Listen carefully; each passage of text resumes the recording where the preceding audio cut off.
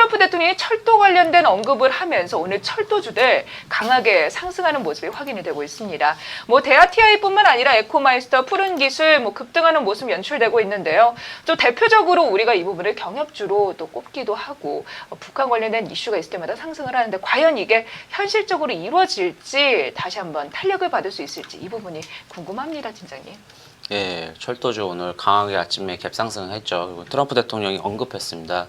트럼프 대통령 결국은 우리는 이 시장에 대해서 결국은 조금 영향력이 큰 사람에 대해서 결국은 그들의 말과 언행에 대해서 좀 주의 깊게 보고 대응을 해야 되는데요. 철도주 같은 경우도 오늘 푸른 기술도 강한 상승이 나왔지만 결국은 오늘도 주가가 하락이 나왔다라는 건데요. 그러면 또 그게 가장 좋은 게 결국은 제가 처음 나왔을 때 아마 대복주는 단기적 이슈밖에 없다라는 이유가 이미 많이 상승했던 종목들이 너무 많습니다. 푸른기술이든 대아티아이든 아난티든 관련된 종목들 너무 많이 큰 상승을 했죠.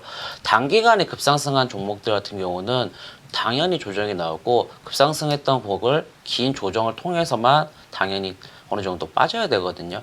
2018년도 초에 저희가 대북주들 강한 상승이 나왔을 때 너무 진짜 통일되는 것처럼 느껴지고 남북 간의 회담도 있었고 북미 간의 회담도 있었지만 결국은 기대가 강한 상승이 나왔지만 실질적으로는 이뤄진 거 하나도 없어요. 결국은. 그리고 최종적으로 하는 거는 미국에서 승인이 된다는 거거든요. 결국은 대복주 같은 경우도 결국은 단기적 이슈로 보고 대응해야 되는 방향인데 결국은 다시 한번 기존에 강한 상승이 나왔다고 해서 다시 한번 큰 상승이 나오는 랠리가 나올 거라고 기대하시지만 실질적으로 나올 수가 없습니다. 북한 보세요. 지금 태도 보시면 남북 간에 지금 한미 훈련한다고 해서 미사일 빵빵 쏘죠. 결국은 불만 표현을 많이 하잖아요. 근데 남한에 대해서는 신경을 안 씁니다. 결국은 우리가 북한과 같이 한다고 해도 최종적으로는 미국의 승인이 있어야 하기 때문에 결국은 트럼프와 김정은의 결국 회담이 일어나야 되고 둘 간의 협상이 나와야지만 다시 한번 큰 상승 랠리가 나오지만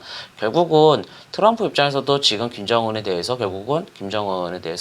관심을 두고 신경을 쓸 수밖에 없어요. 왜냐면은 유일하게 트럼프에게 액션을 취할 수 있는 사람이거든요. 자신이 핵을 날릴 수 있거나 미사일 발사든 결국은 트럼프 대통령 입장에서도 김정은 국방위원장 결국은 이게 신경을 쓸 수밖에 없는데 달래주고 있잖아요. 미사일 쏘는 거 내가 승인했다, 시선 편지 받았다라고 언급을 하지만 실질적으로는 골치 아플 거란 말이에요. 결국은 이 남북 관련된 테마주 같은 경우는 단기적 이슈로 생각을 하시고 대응하시는 게 가장 제일 중요한 거고요.